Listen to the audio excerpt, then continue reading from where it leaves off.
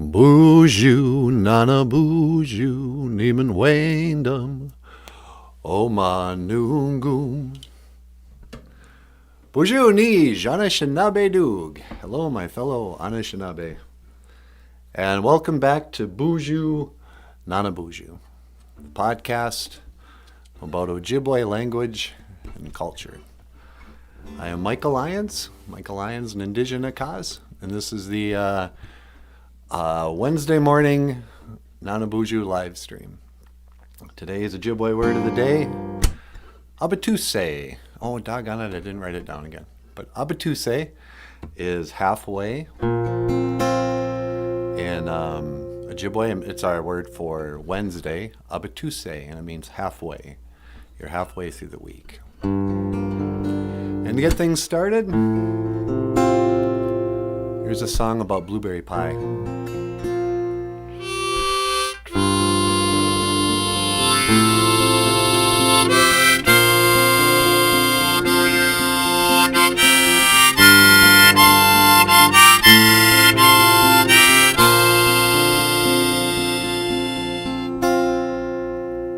And I wanted a piece of blueberry pie, so I went up and I asked this guy, but he only spoke Ojibwe.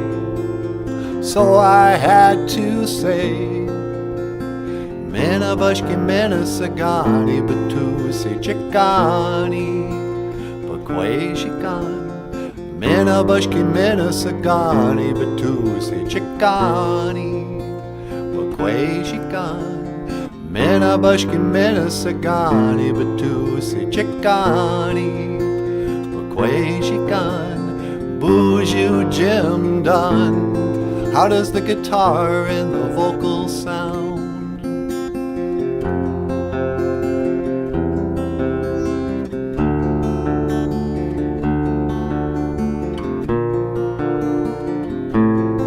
Is the guitar okay, Jim? And I'm going to put a little harmonic on it. It's good? Okay, good. Let me go ahead, Niji.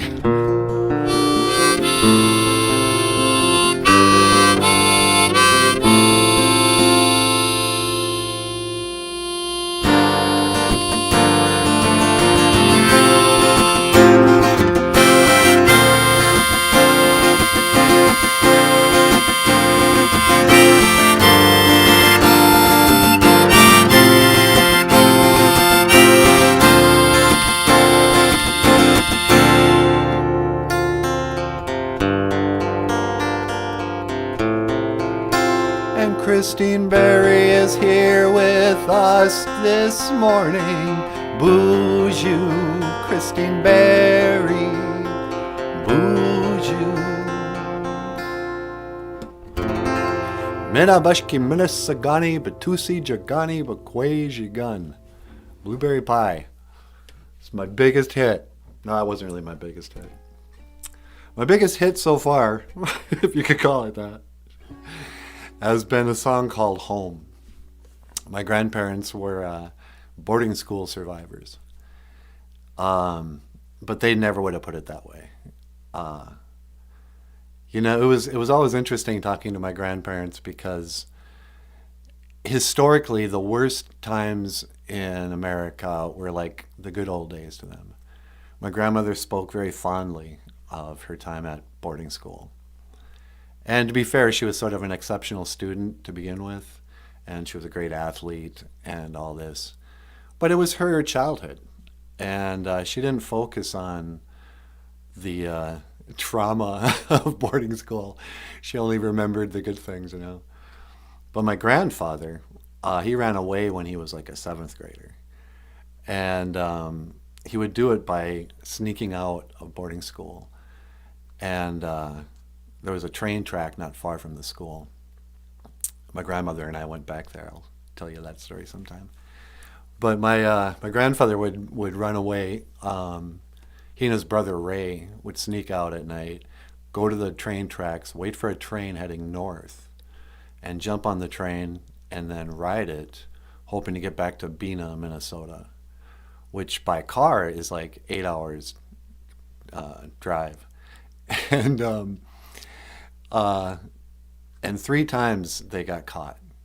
He said, yeah, the cops would always eventually check the train at some place. And he goes, he would also talk about there were adults that rode the trains. He called them hobos. And he said, yeah, the men would ride the tracks and they would, they'd help the boys out. They'd share their food or whatever. But invariably they would get caught. And he told a story about the last time he got caught. They brought him back to the school, and the principal or the director or whatever, the head of the school, had a school assembly in the gym and told all the kids, look, you kids, if any of you have the similar idea to what Aubrey, that was my grandpa's name, has here, the same thing's going to happen to you. And they beat him with a leather strap. So I wrote a song about him running away from boarding school. And I don't know if I'll sing the whole thing, but I'll start it at least. This is called Home. I don't usually play it this out of tune. Let's see.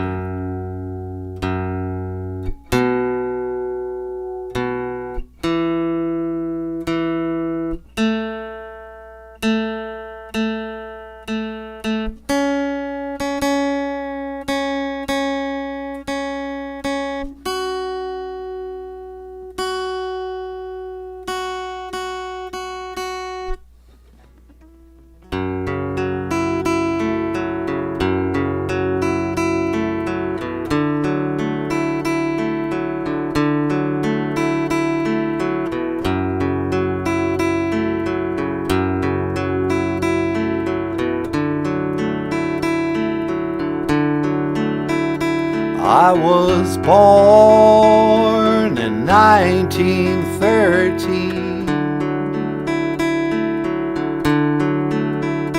in the storm of 1913.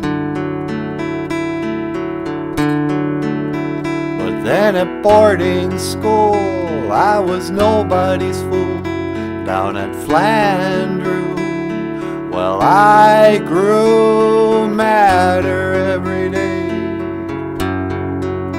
That's why I had to run away.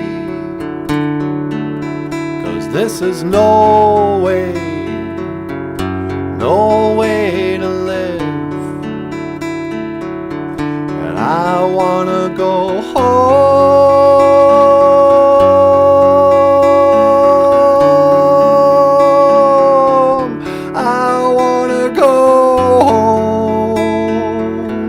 I wanna go home. Yeah. And it goes on, and it tells the story of my grandfather running away. And I remember him telling me that story really early, when I was really young. He was like, "Hey, S is here, Anine." When I was really young, him saying, "I remember my last day in school. I was sitting there in class. An old whippoorwill was on the window there." And it's interesting that it was a whippoorwill. Interesting because he always remembered what bird it was. But also whippoorwills aren't window birds. Remember whippoorwills? We used to get them in when I played Little League. They're out in the field, and the mother whippoorwill will do this weird thing if you get too close to their eggs, and the eggs are right on the ground. It'll pretend that it's wounded to, get you away from the eggs. Or maybe the dad does that. I'm not sure. But we used to go up just to try to get the whippoorwills to do the wing thing. Anyway, he remembered this whippoorwill coming to the window, and he goes, that bird has the right idea. So I closed my book, and I got up, and I started walking out, and the teacher goes, "Where do you think you're going?" I said, "I'm going home."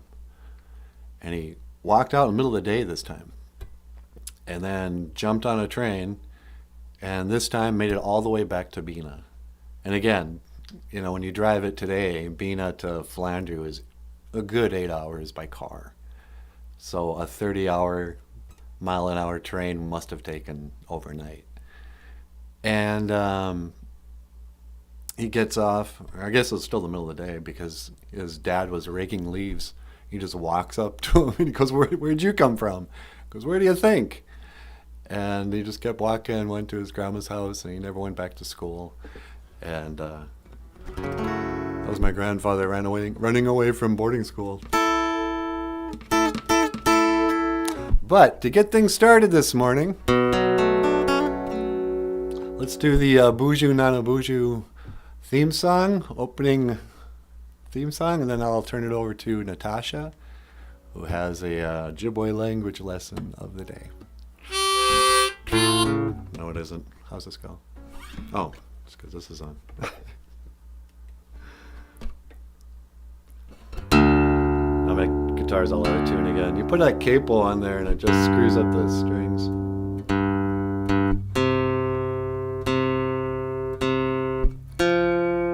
So how you guys doing on this Abatuse? This Wednesday. Abatuse, we're halfway. Abatuse means halfway. And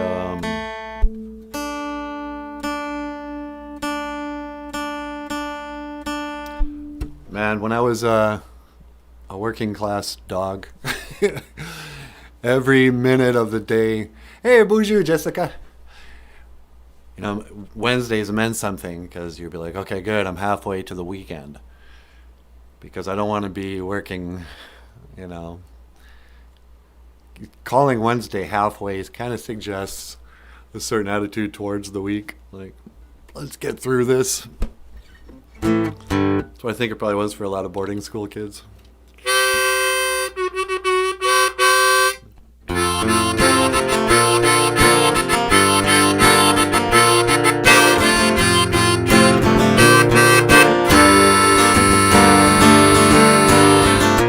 Welcome to BOOZHOO NANABOOZHOO, the podcast about Ojibwe language and culture.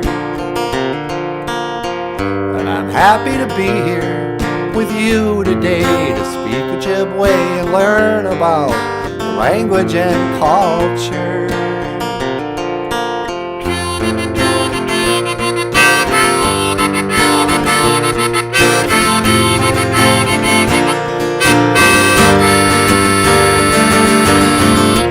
On December, well, there's reason to believe maybe this year will be better than the last.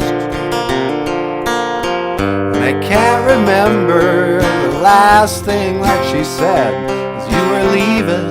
Now the days go by so fast, and it's one more day up in the canyon. One more night, Hollywood. And if you think that I could be forgiven,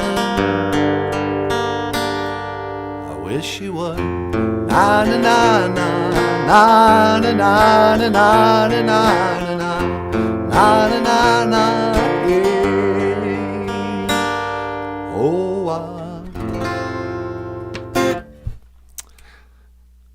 I'm just kind of coming out of the closet as admitting that I stole those chords from Long December. So Natasha, I've got to figure out how to be a ventriloquist. Yeah, remember the Counting Crows? They were everywhere in like 1992, 93, something like that. Their first album came out when I was in college. And it was the soundtrack to so many parties that I was at. Not that I ever went to parties in college. But, yeah, college. Is it worth it? I think I graduated about 25 years ago now. And it seemed so important at the time. You know, like the rest of your life was going to be determined by something to do with college. All right.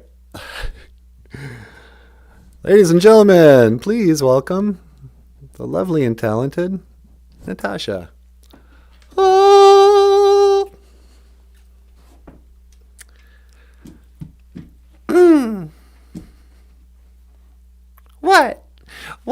looking at me like that?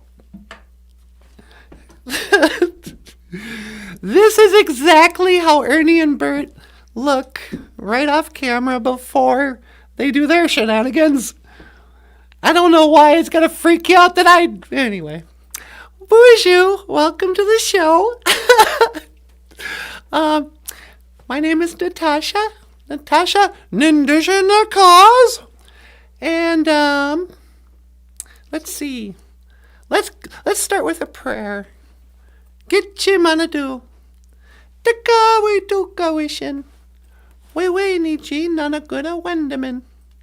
Gio dapanaman inu gagashki katosiwan. Ji anji saduyan. Ji apiche de ayan. Ji anji saduyan. Gagashki katoyan. Ji de apiche nabuakayan. Ji kendaman ono. Ape inge. What I said there was, Great Spirit, please grant me the serenity to accept the things I cannot change, the courage to change the things I can, and the wisdom, the Nabwakawin, the wisdom to know the difference. Oh, I need some wisdom to move the camera. How's that? Now I'm too low.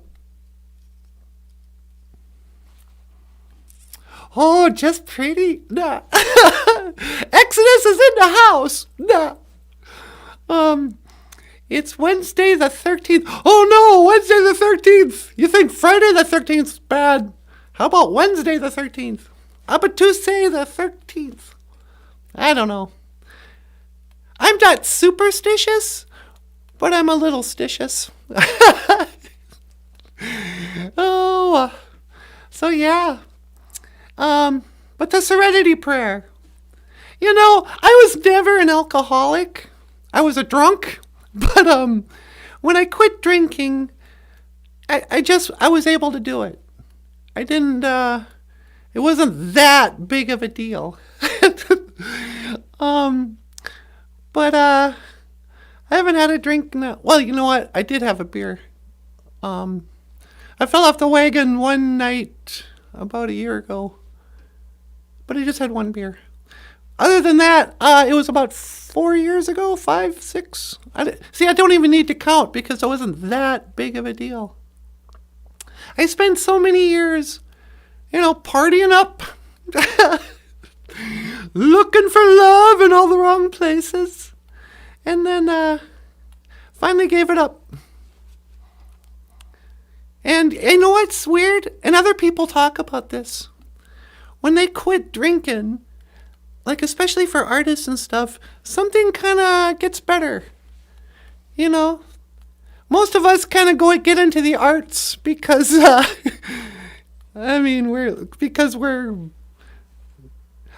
at how many rock stars have drinking problems. And every artist in history and stuff, they all have, vices. But then when you finally give it up, it's like the Great Spirit gives you a little boost in creativity. Or he opens doors that you didn't know were closed because you're always hungover. So, yeah. Anyway, I quit drinking. I'm not here to tell you to quit drinking. I know some of you are drinking whiskey right now. I say live it up. But as for me, when I gave it up, lost a little weight. I lost all my friends. That's the downside. Oh, I had some fun friends. All my friends were fun. But, you quit going to the bar and you don't see your buddies anymore. It's kind of lonely sometimes. Anywho, what do you think, Michael? I don't know. I think you're telling some good stories. La la la, gitchi manadu. Great Spirit. Yeah, well, I guess that's all I had to say. Michael, I'm going to send it back to you. Maybe you want to talk and play a little guitar, and then you can introduce NanaBOOZHOO. NanaBOOZHOO, you going to come on to your own show today? Well, I hope so. Okay. Well, I'm going to go stand over there. So, I'll talk to you later. GOFUNDME, Minowaha. I will see you again. Thank you, Natasha. That was very nice. Oh, no problem. You call me back if you need me. Okay, I will. Ladies and gentlemen, Nanaboozhoo. Ladies and gentlemen, Natasha. So, you lost your enemies and found us. Yeah, exactly.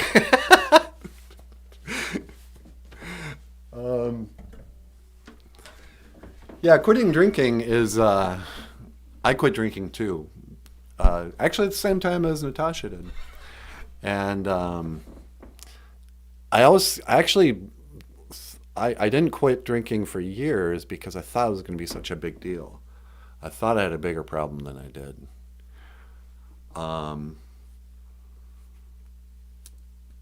You know, sometimes I think that's almost part of the campaign to get people to go to AA or something. It's like, you know, you have to admit you're powerless. It's like, well, people can change their behavior. Gotta give us some credit. So yeah, boarding schools. I'm gonna have to talk on boarding schools in a week. I've been invited to a virtual storytellers event in Ontario, and a week after that, I'll be going to a school in another town in Ontario, Bear Island.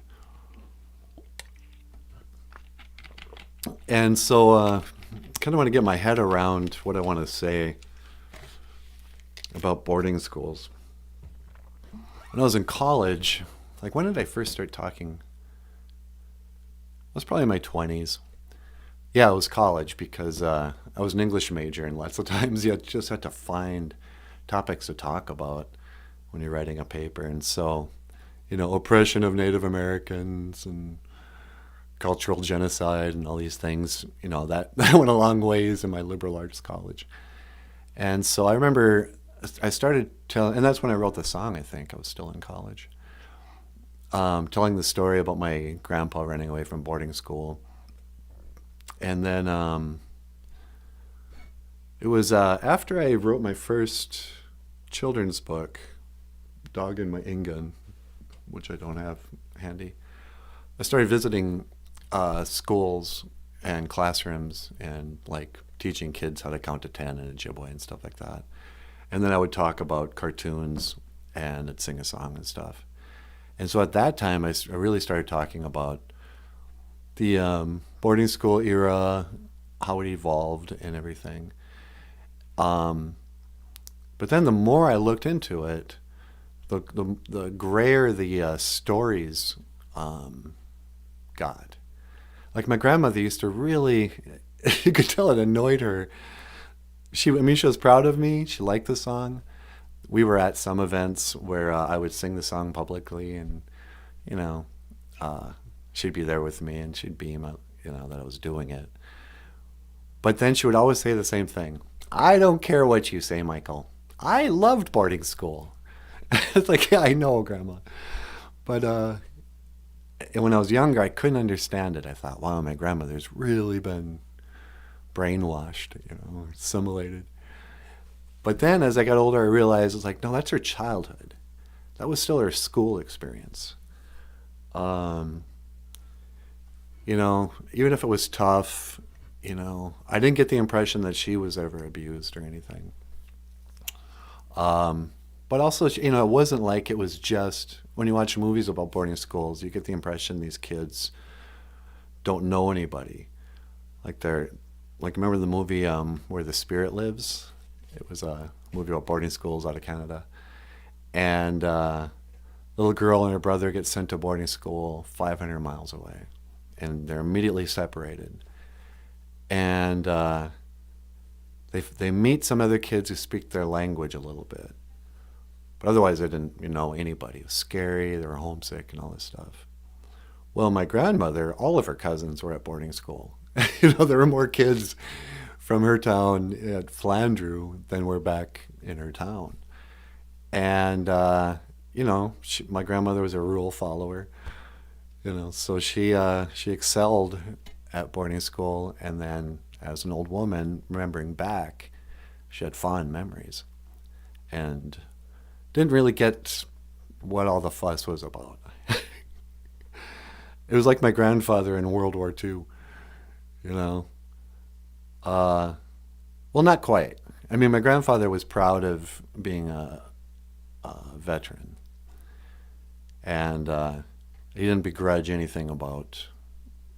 He wasn't even drafted. He volunteered. He was of that generation. Was like, yeah, I'm a warrior. We have a war. They say that Indians didn't even need to be drafted. Like, of all the racial groups, we had the highest number of enlistees.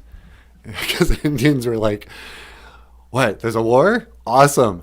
And we get a gun? And we get to kill people? Sign me up. Oh, and I get paid? And there was a lot of support to go to war. And my grandfather was one of those. In Guadalcanal. As things turned out, I don't think it was. He didn't talk about it much, which tells you something. And he was a grunt. I mean, he was right in the jungle. And my grandmother said there were times 50 years after the war, it's like in the 90s, where he would wake up thrashing, fighting, and she'd have to hold him out of the bed and say, Aubrey, wake up, you're having a dream. You're having a dream again. And it was always war dreams, So he had some PTSD, I suppose. But his generation, it was like, oh, he was shell-shocked. Walk it off.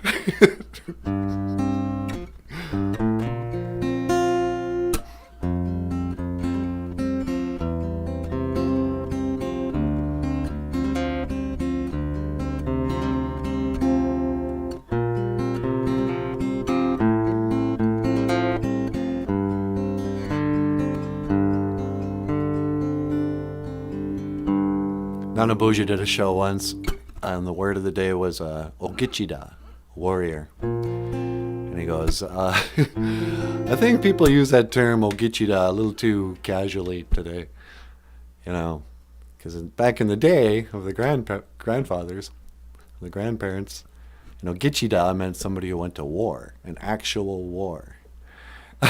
Now somebody signs up for college, they're like, hey, I'm taking ceramics at the tribal college. Oh, you're a real Ogichida. You're a warrior of the classroom. And you're like, okay. Yeah.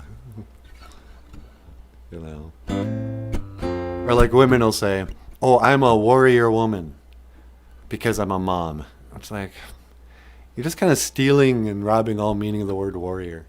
Moms are not warriors. It's not to say that moms aren't valuable or strong or, sacred. They're just not warriors. Warriors take life and moms give life.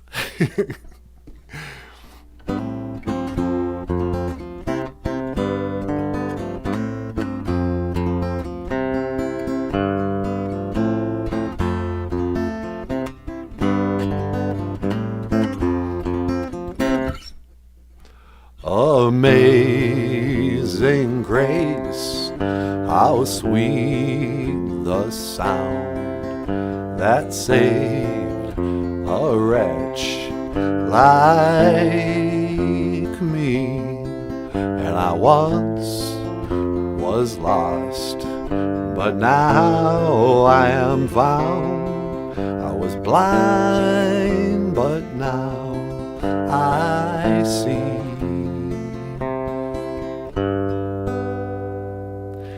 When people tell us not to fret, doesn't mean we shouldn't play the guitar. Yeah. I take exception to the term not to fret. I fret every day.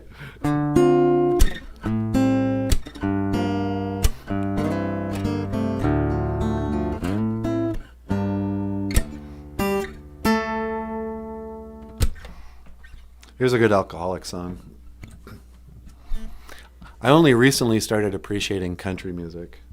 I spent my whole life being totally closed-minded about country music because I was a rock and roller. I was a David Bowie fan. I was a hopeless liberal, and so I wanted nothing to do with anything twangy or rednecky at all. But then when I became middle-aged, suddenly those old songs kind of spoke to me. Here's a song about a guy going to Alcoholics Anonymous.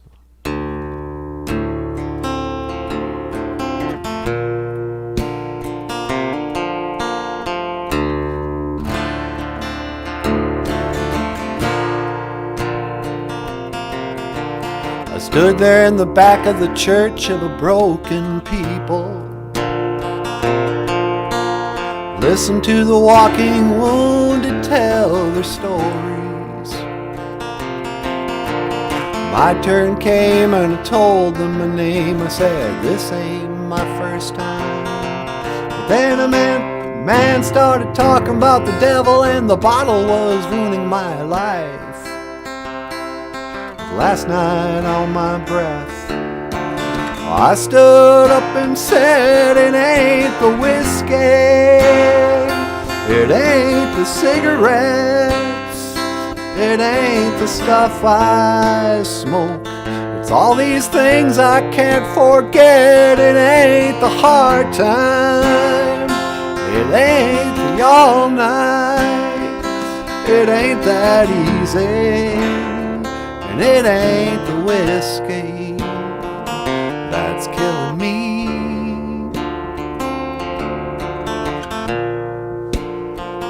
That's killing me. It ain't the whiskey. It ain't the whiskey. I'm a little behind, been running around, but one of the things I've never fully comprehended was how my grandpa could go through such horrible things on a res half. On a res half. All right, Christina. Did you mistype that? How could my grandfather go through such a horrible thing on a res? Oh, was his boarding school on a reservation? Then his two sons go to war in Korea for the U.S. I just wonder how he could reconcile all that to all that full. She meant one of two messages. Oh, I see. Sorry. Thank you, Jessica. How my grandpa could go through such horrible things on a res, and then his two sons go to war for the U.S. I just wonder how I can reconcile that. Yeah. Same sort of thing with black soldiers. People will be like, you're the sons of slaves. Why would you fight for a country that enslaved your ancestors? And you're currently living in, ghettos or whatever. I think part of our culture, though, like for my grandparents, you weren't fighting for the U.S. government. You were fighting for, you were a warrior. You were defending your family. They have those old world ideas. I doubt my grandfather understood. In fact, none of us to this day really understand what World War II was about. He was in Guadalcanal in the Philippines. So he wasn't even really fighting Nazis. He was fighting Japanese. But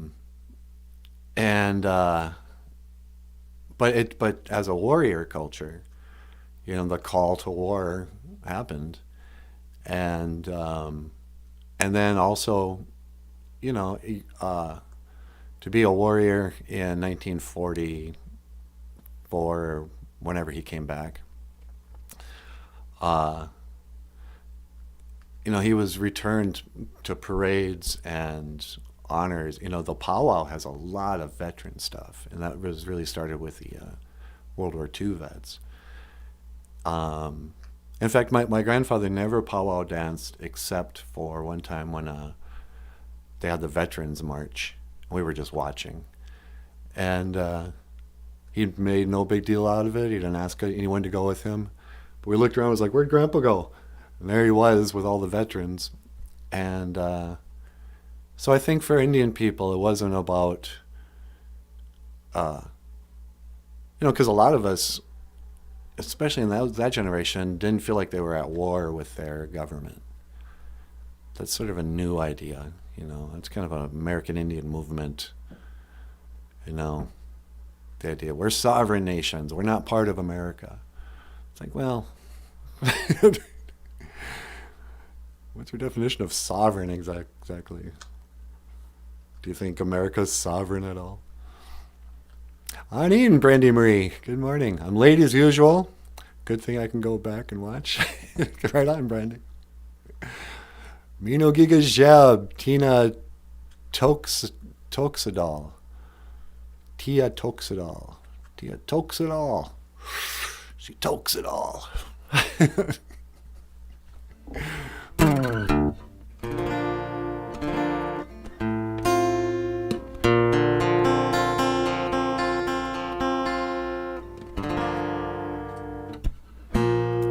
Maybe I didn't love you quite as often as I could have. Maybe I didn't treat you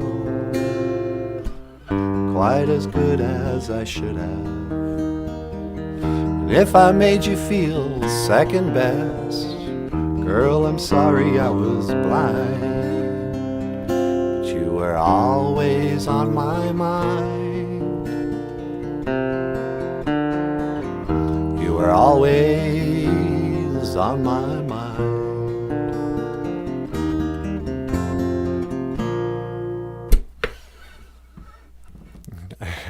I heard that all of my life. Tia tokes it all. Tokes in a stall. Oh, God. That's how I can tell you're an Indian person. That kind of humor is so Indian. Tia tokes in a stall.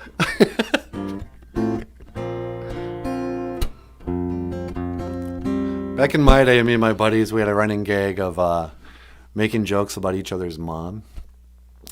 It would be, my mom's name is Jan, and my friends would call her Wham Bam, thank you, Jan. And I had a friend, his mom's name was Shirley, and we called her Shirley. There were always jokes about each other's mothers being loose women. Not very respectful, if you ask me. Wham bam, thank you, Jan. All right, well, should we get Nanaboozhoo out here? Maybe he'd like to make an appearance on his own show. I know, I was wondering what the heck's going on here. I mean, it's called BOOZHOO NANABOOZHOO. It's not called BOOZHOO Michael Lyons plays guitar the whole morning. No, I'm just kidding. You sounded really good. Hey, thanks, brother. Yeah, man. We should do an album together sometime. That would be a dream come true, Nanaboozhoo. Well, I could sing harmonies with you. What if we did a movie? You could play the Goblin King. I could be that ugly little labyrinth guy.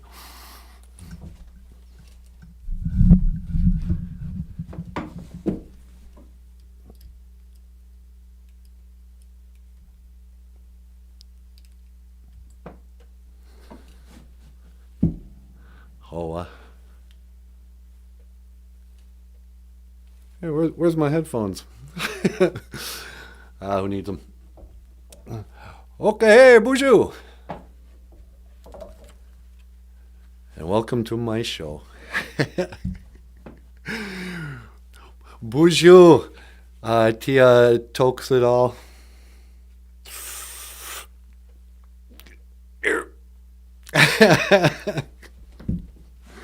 Okay, hey. Don't do drugs, kids.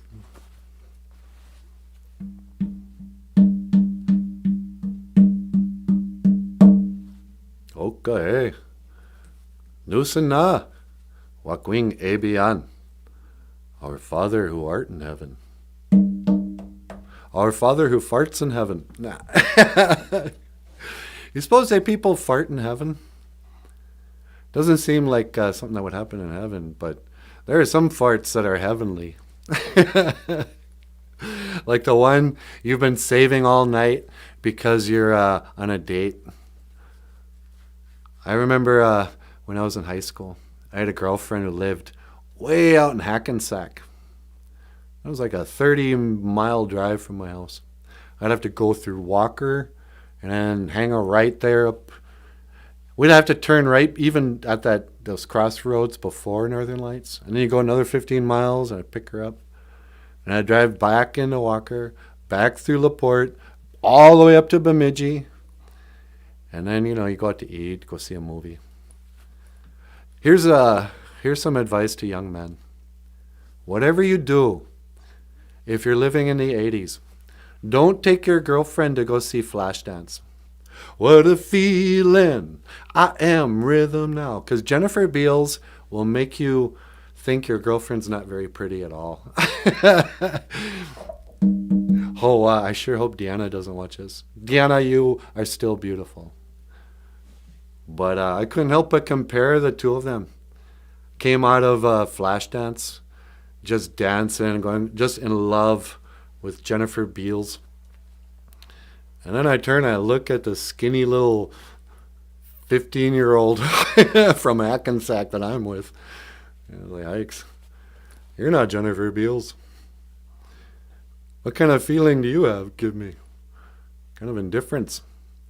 And then we went out to it was the 4th of July. We went to the old, the carnival at the water park. Once a year, a bunch of strangers from some town somewhere, a bunch of carnies come in.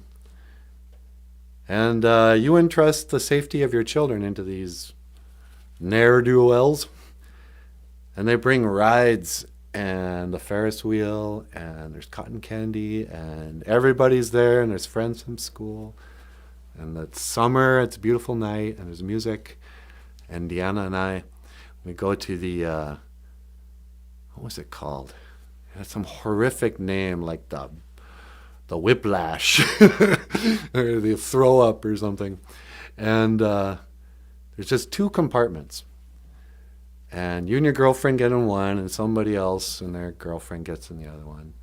And it goes way up high, and it spins around, and then you spin up, and you're going forward as the whole thing's going around. And it's just chaos. And mind you, we had eaten about $20 worth of McDonald's food, ice cream, cotton candy, buttered popcorn in the theater, pop. So I get up in that ride for about, 30 seconds, and I promptly puke on myself. Because I was a gentleman. You don't puke on your date. You put your head down here and you go, ugh! And, you're still spinning, so fluid's splashing around. We get done, and she's like, oh, that was fun! And I'm just about dead.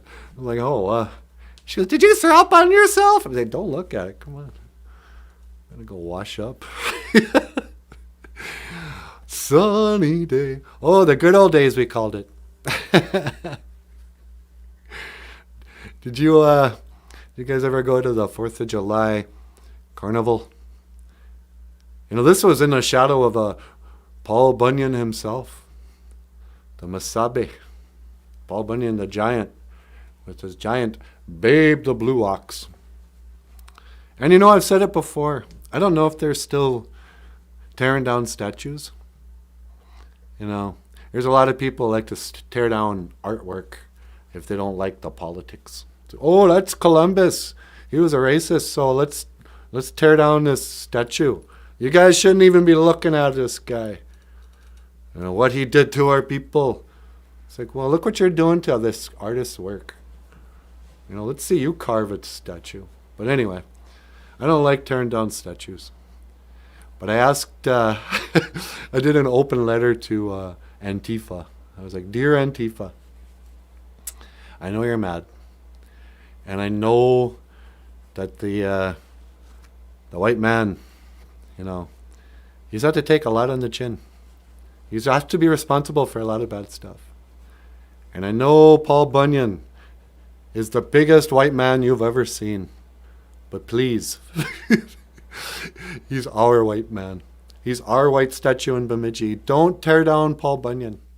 We like him. It's laughably bad as art goes. You know, like he looks like something you'd make out of Play-Doh.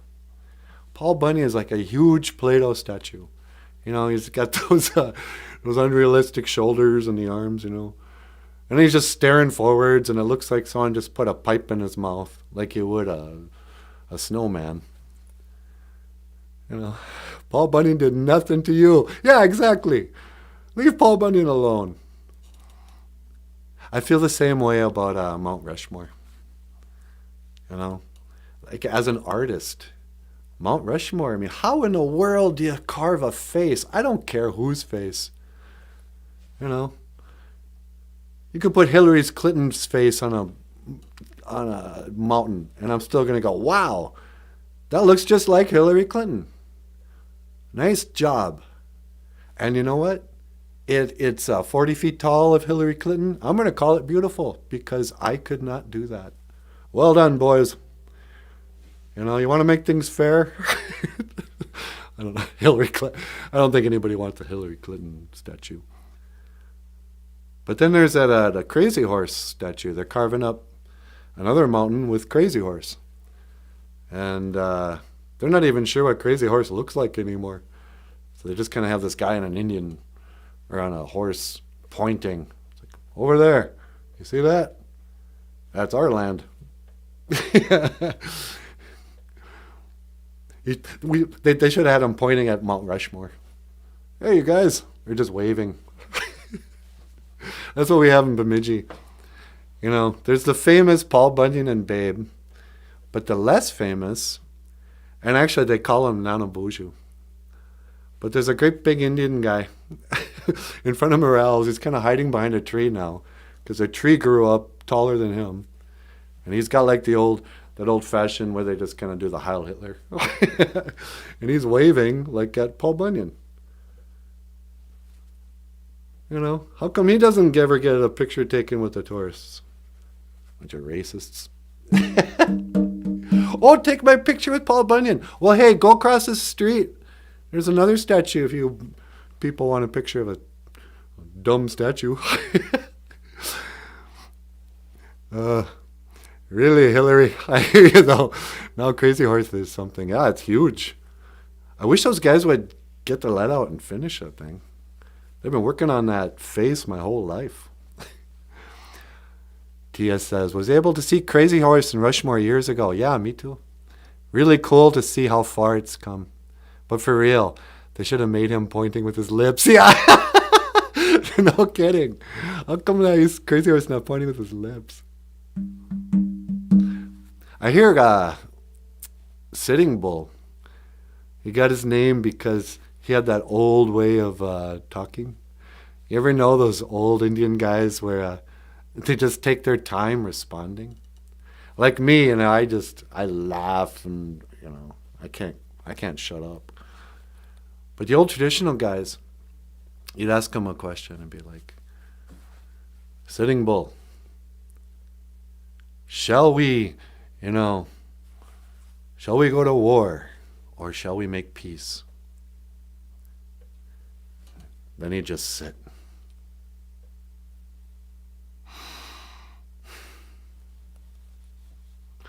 Just stoic. And the warriors be like, oh, for crying out loud, here he goes again. And eventually he'd be like, we shall make peace. We shall fight no more forever. For as long as the wind blows, and the water flows, and the grass grows, I shall fight no more forever. And one day Chief Seattle will steal this speech from me and take credit for it. No, I don't know who said that. I think it was Chief Seattle. They named a whole city after a chief.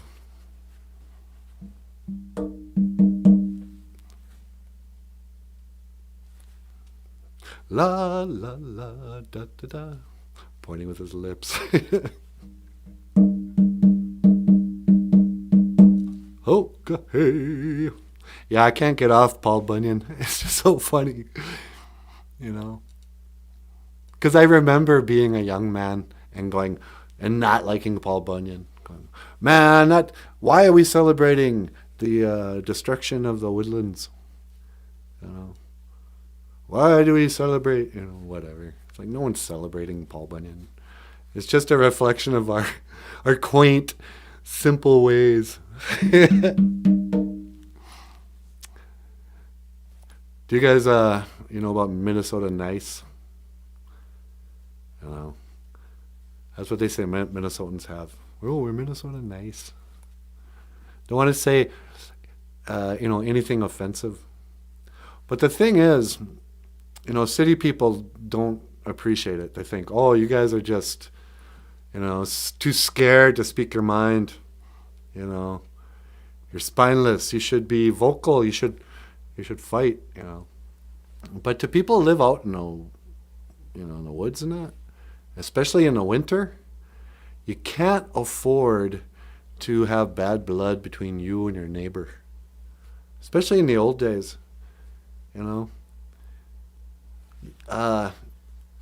like if your car goes off the road in the winter, up here in Minnesota, you usually don't have to wait more than 5 or 10 minutes before somebody will stop and go, hey man, let me help you out. And in small towns you know a lot of the same people. So, if you get on that Facebook and you start spouting off political ideas and people, get mad at you, there goes your ride. So I think Minnesota Nice came out of that necessity of sooner or later you're going to need to ask your neighbor to jump your car. So you better play nice. And then there's all these rules, If somebody comes to your house, you got to offer them coffee, maybe a little lunch, a little something to eat. Oh, here, have something to eat. Favors all the time. People are always like, oh, let me, I come over, I'll do this thing for you. You never know when I might need a favor. But I don't really do that much anymore. My elders are better at being a community member than me. I'm kind of a hermit. Every time I think they should be saying Minnesota Ice. Yeah, no kidding. Minnesota Ice is more like it.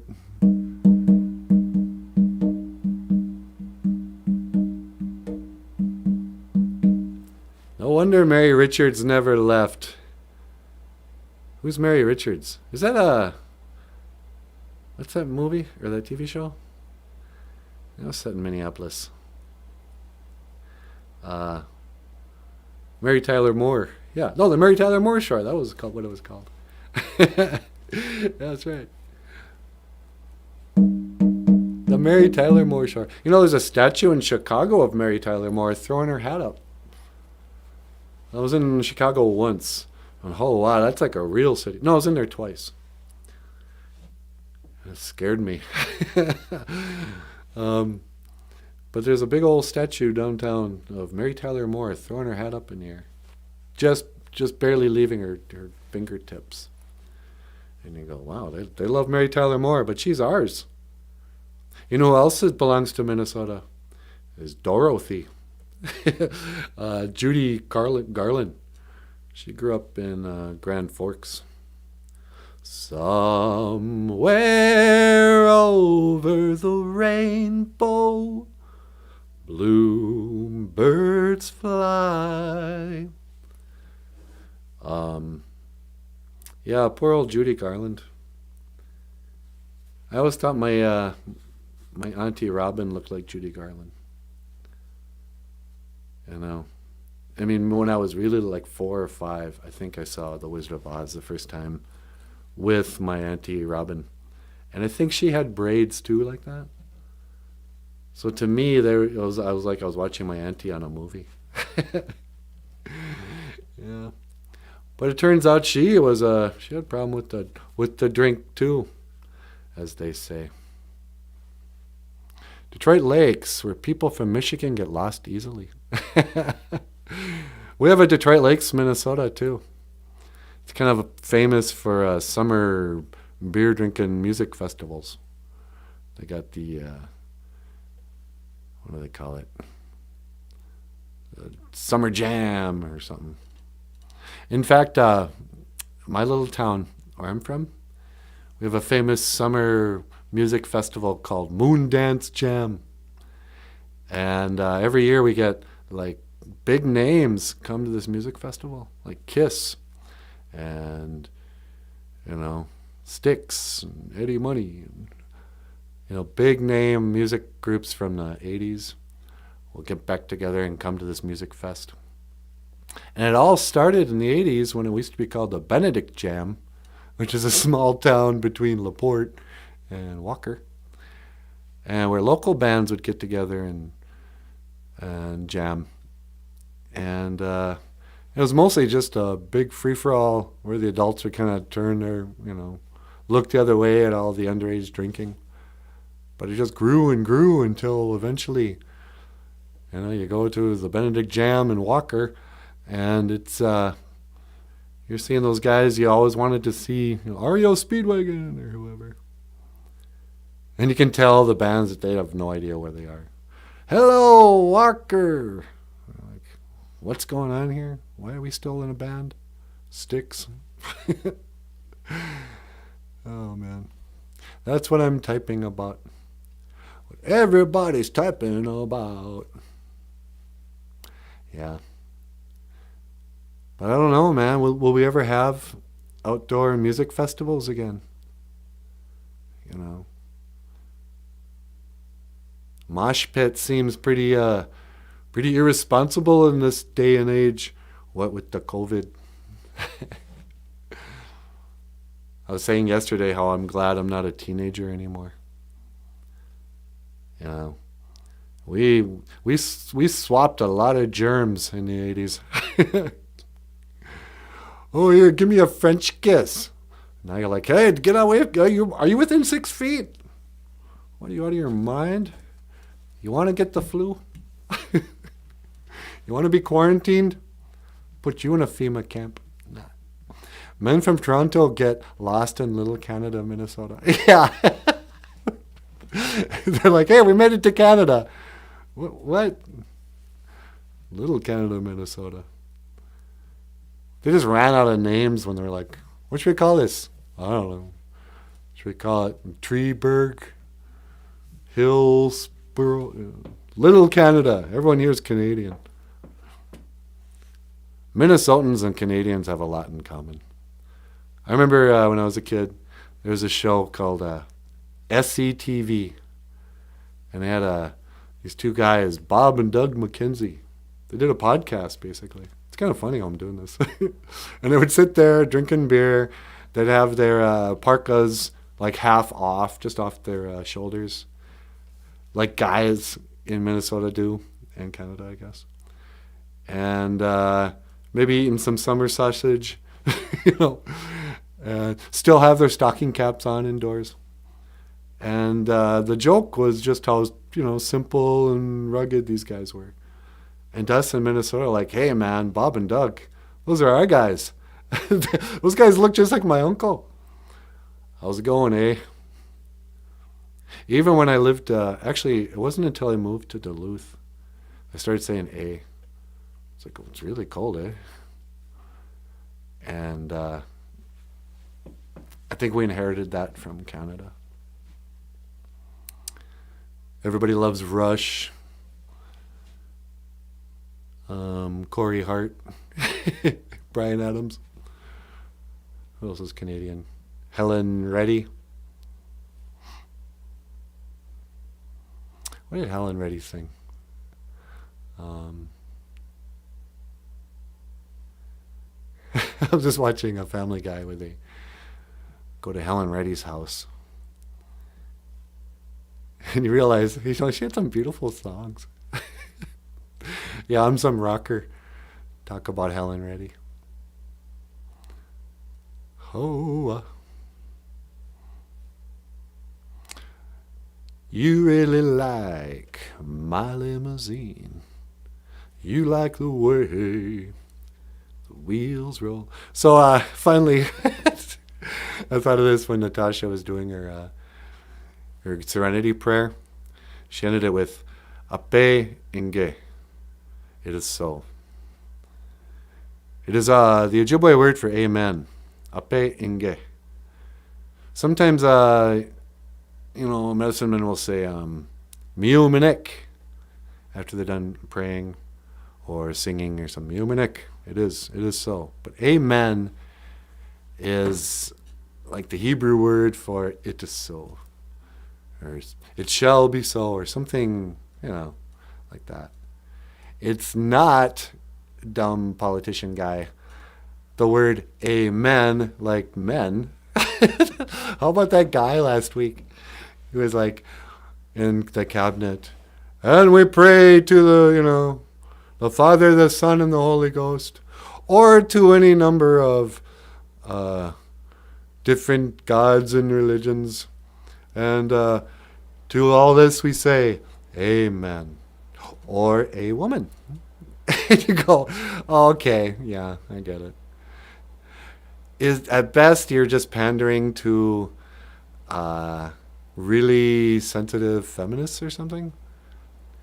But probably more realistically, you're just stupid. If amen means let it be said, does a woman mean that's what she said? Yeah. That's what she said. A woman. A woman. A woman. A woman. A woman. A woman. Okay, let's turn to page 35 of your womanal, and we will sing the woman's, a him is a woman, a her. Let's sing from the her.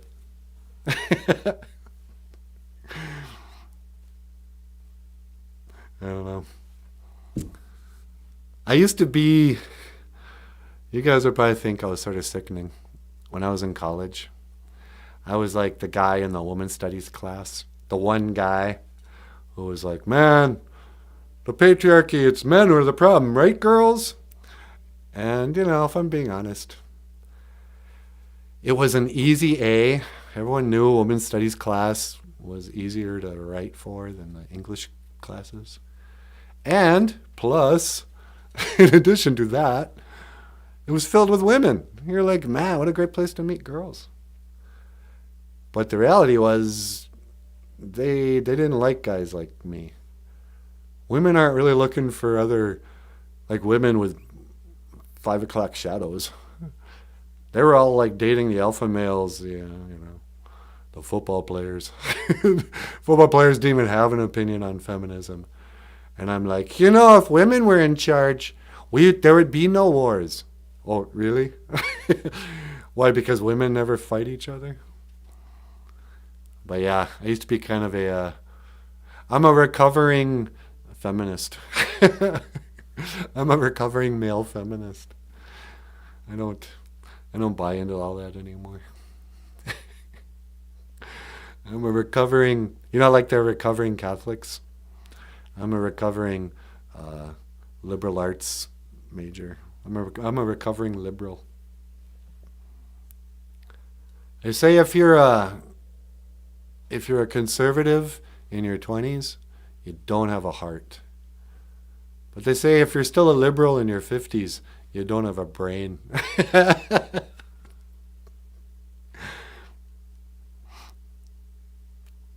I don't know. As I kind of work out my depression, when I was less, when I was really sad and angry and fearful all the time, then I was looking for the boogeyman. I was always blaming everything on the patriarchy. Oh, it's racism. Hey, how come you didn't hire me? You racist. Hey, how come you won't go out with me? You racist.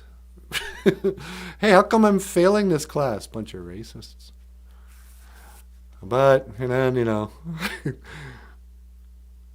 don't know what happened. everybody started to die around me, and I got religious. I was like, okay, fine. I give up.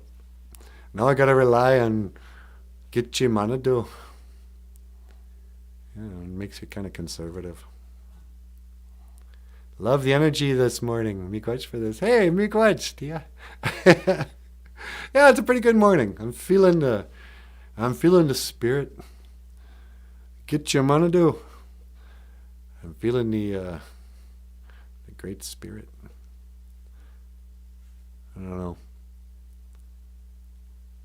I don't have many people. Maybe you guys can weigh in on this. As I get older, another thing too. What is inspiration? I heard this guy talk once. He was like, "Oh, inspiration means in spirit. When you're in spirit, you're inspired." I'm like, okay. What does in spirit mean? And sometimes I want to believe that, like, as an artist, as somebody who likes to think, oh, I'm being inspired. Oh, I really feel like playing the guitar today. Oh, this is a great idea. I should do this thing. And, when I'm really feeling like a, mucky muck, and I'm feeling like a big shot, I think, oh, I am an instrument of God. I'm being inspired. The Spirit is working through me. But isn't that like the biggest ego thing you could possibly think? It's one thing to say, oh, I'm a great artist. There's another thing to say, oh, I am God's favorite. I am God's pen. God just speaks through me, But sometimes I wonder, it's like, I don't know. Is there something to that? Are we all puppets, so to speak? Does God speak through us to each other? Sometimes people say, oh yeah, I just felt like I was supposed to give you a call. And somebody said once too, it's like, there was a story where a guy, he was praying to God, the floods and the fires had come in. He was on top of his roof there. And he prayed out to Gitchi Manadu. Gitchi Manadu! To God we do wishin. Please help me. And he had faith that God would help him. Well, pretty soon a guy rides up in a boat. He goes, hey man, get in the boat. He goes, no, it's okay. I prayed to Gitchi Manadu. He will help me. He will save me. And the dude's like, no man, get in the boat. He goes, no, it's fine. So the guy goes away. Gitchi Manadu! Daga, we do wishin. Please help me. He sits and he waits. Pretty soon a helicopter comes by. A ladder gets thrown down. They go like, climb up the ladder. He's like, no, it's okay. Gitchi Manadu will save me. I don't need you. And they're like, no, get on the ladder. He's like, no, go away now. Don't you have any faith? So the helicopter goes away. Well, eventually the fire takes him over and he dies. And the floods, drowns him out. And he wakes up and he's in heaven. And he goes, Gitchi Manadu, how come you didn't help me? I prayed to you to help me, please. And I waited and I had faith. You didn't even help me. Gitchi Manadu goes, well, what'd you want? I sent a guy in a boat. I sent a guy in a helicopter. And so that's, I think that's how, like, God speaks through us. Or works through us, It's like, yeah, I was there, dummy. I was the guy in the boat, and I was the guy. Those are my puppets. If I showed you my real face, your mind would blow. It would blow your mind completely. So I sent this dude, or I sent that lady. Or I revealed myself in a comic book to you. You ask for help, and then you refuse to see the signs that are all over the place. But that's what's so tricky about it. You go, what? So what are you saying? I can see signs? Do dreams mean something? I think Nanaboozhoo is confused about who Michael is. Yeah. I don't even know who Michael is. Yeah. I mean, I don't want to destroy the illusion of the show. How many layers of Voices are going through me right now. So anyway, get Chicago Dew and call it old style beer. Is that what Chicago means? Old style? Chicago. Because what did they call that bar in Duluth? They had like old Chicago, and it was a bar in Duluth. But Chicago sure sounds like an Ojibwe word, doesn't it? It probably does mean that. Old style beer. Because in our Indian way, Ishkode Wabu, the fire water. When one needs to get squaby, one needs to get all squabed up, one has old style beer. Yeah, Natasha, maybe quitting drinking was easy for you, but I miss it. I like beer. How about when you get done mowing the lawn and it's all hot and you all get that feeling of accomplishment and you just want to go look at what you've been spending the last hour doing and the smell of freshly cut grass and the hot sun and you're all sweaty and you want to go grab a wet, cold can of beer. Crack that beer open.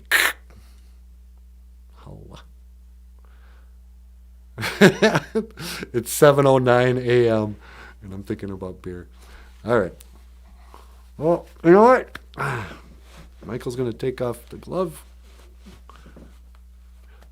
I think we got a show. I think we should call that a show. Don't you guys have jobs or something you need to get to? All right. I'd like to thank Michael Lyons for his guitar playing and for setting this up today. Hey, no problem. And I'd like to thank the lovely and talented Natasha BOOZHOO, who is so lovely and talented and shared with us her poem. And I would like to thank you guys for tuning in. Tune in tomorrow at 6 a.m. for our lovely little coffee get-together here. I really appreciate you guys. And I hope you have a great day. Miigwech, Ganawabieg, thank you for watching. BOOZHOO NANABOOZHOO podcast about Ojibwe language, as the sign says, and culture. I will see you again. Gigawabamin, Minowa, Hawa. And live stream. Click. Click, I said. Click. Hikes. I get all, formal with the goodbyes, and then there's this. And your stream will stop immediately, and you will no longer be live. What is that, a threat? End. I'll end you.